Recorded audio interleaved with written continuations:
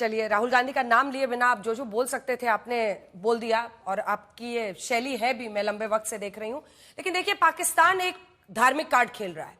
वो इस्लामिक देशों को कहता भाई कि इस्लाम इस्लाम पे हम भाई भाई, तुम हमारा साथ दो। लेकिन दुख की बात यह है कि एक मुस्लिम कार्ड देश के अंदर भी इस मुद्दे पर चल रहा है।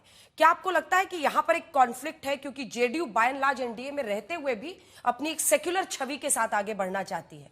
तो क्या ये कॉन्फ्लिक्ट आप भी देखते हैं? नहीं, तो मैं तो आपको बता रहा, हम लोग जब बिहार में काम किए, मुझे लगता है कि 20 साल में, आप भी बिहार को जानती हैं अच्छी तरीके से, 20 साल में एनडीए के सरकार में, वहाँ मैं हमेशा लोगों को बोलता हूँ कि एक दिन कर्फ्यू नहीं लगा। ये साधारण बात लगता है, बिहार जैसे स्टेट में एक दिन लगा था नवादा में, एक दिन भर का बस, और कर्फ्यू नहीं लगा।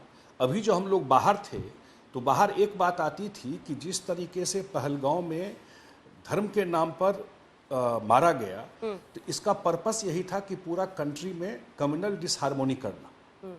लेकिन ये कंट्री ही ऐसा है कि कहीं एक घटना नहीं हुई। ये बात मलेशिया और इंडोनेशिया के जो मुस्लिम लीडर थे वो अप्रिशिएट कर रहे थे इस बात को। नहीं तो ये बात हमारे टीम के लोग भी बोल रहे थे। उत्सुकता है मेरी जानने की कि जी हम लोग संजय जी, ये जो न्यू डॉक्ट्रिन है जो आप बार बार कह रहे हैं कि हमने उनको बताया कि अब अगर आतंकी घटना हुई तो हम हमला करेंगे, इस न्यू आतंकवाद के खिलाफ वाले इंडिया के डॉक्ट्रिन पर उनकी क्या प्रतिक्रिया थी, खास तौर पर इंडोनेशिया और मलेशिया? मुझे लगा कि बिल्कुल इस बात को सपोर्टिव है। वो चाहते हैं कि पीस हो, लेकिन ये उनको भी आइडिया है कि ये प्रॉक्सी वार है। ऐसे टेररिस्ट 2 दिन में नहीं आ रहा है। अगर वहाँ का इकोनॉमी टूरिज्म बदल रहा है तो उनको ये पच नहीं रहा।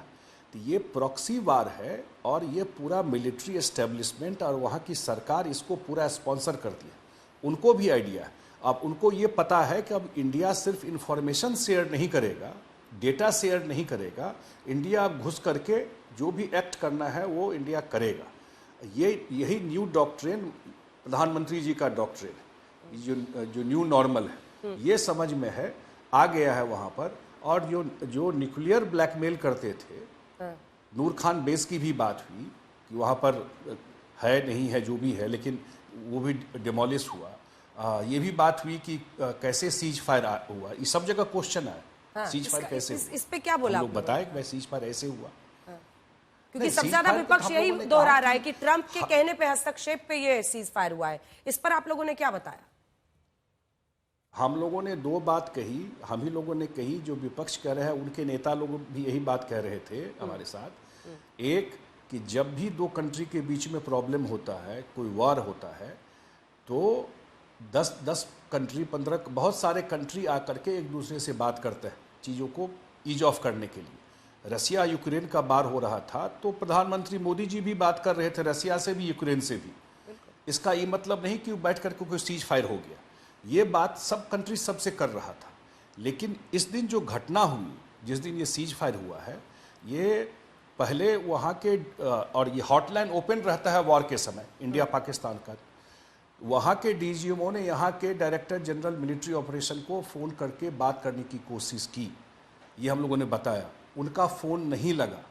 जब फ़ोन नहीं लगा तो जो पाकिस्तानी एम्बेसी है दिल्ली में, यहाँ के ऑफिशियल ने मैसेज किया कि वो बात करना चाहता है, आपके लाइन में कोई गड़बड़ी है। यहाँ से चेक करके बताया गया कि लाइन में गड़बड़ी नहीं है, लाइन ठीक है। तो फिर वो बोले कि 1 बजे वो बात करना चाहता है। दिन में 11 बजे का बात होगा, 11 साढ़े 11 का।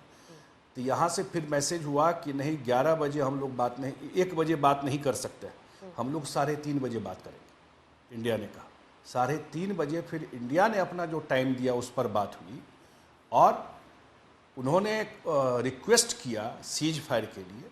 That India agrees. यही बात हम कहते थे, और यही बात सब जगह पूछा, 5 कंट्री में पूछा, अमेरिकन राष्ट्रपति का ट्वीट को लेकर के। हमने कहा कि यही फैक्ट है ग्राउंड पर, यही हुआ है।